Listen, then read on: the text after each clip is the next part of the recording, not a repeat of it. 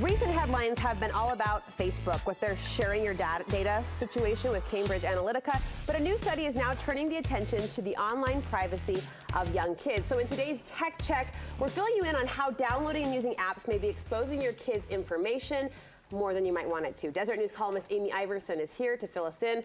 You got our attention because, of course, this is all we're hearing about as far as the Facebook situation is concerned. What do we need to know on the daily? Well, so this was something, it was a study where they just pretended like they were kids. It was kind of automated, but they downloaded all these apps and found that so many of these apps, a majority, these are Android apps, were getting information from kids, things like email addresses, phone numbers, and actually tracking their location.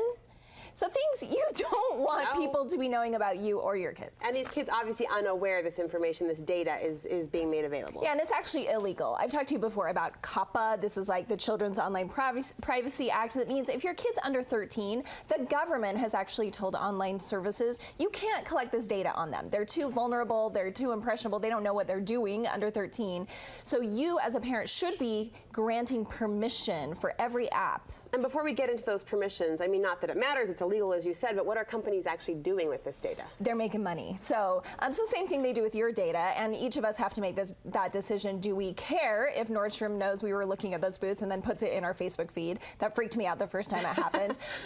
Do we care? Okay, but under 13, do we want them knowing where our kid lives and how much money that household makes and kind of their daily habits? Because it was tracking their Wi-Fi hotspots where they were connecting to Wi-Fi on these devices. That's information that will stay with them through their whole lives. Do we want these companies making money off our kids? So how do we know what apps are pulling this information? So luckily this group, it's an international group, has put a website up. It's, I have it in my column, but appcensus.mobi, where you can go, and I looked at some of that my kids were looking at. It was tracking information. I think it's at that point with parents where we have to go, do we care enough that we're not gonna let our kids use these apps? Google should be monitoring this. There's too many apps going out every single day that they can't. And then if we do want to take control, you mentioned those privacy settings, give those permissions, how do we rein that in? Well, I think it goes back to very basics. And this is how I talked about using Family Share, and now Google has Family Library.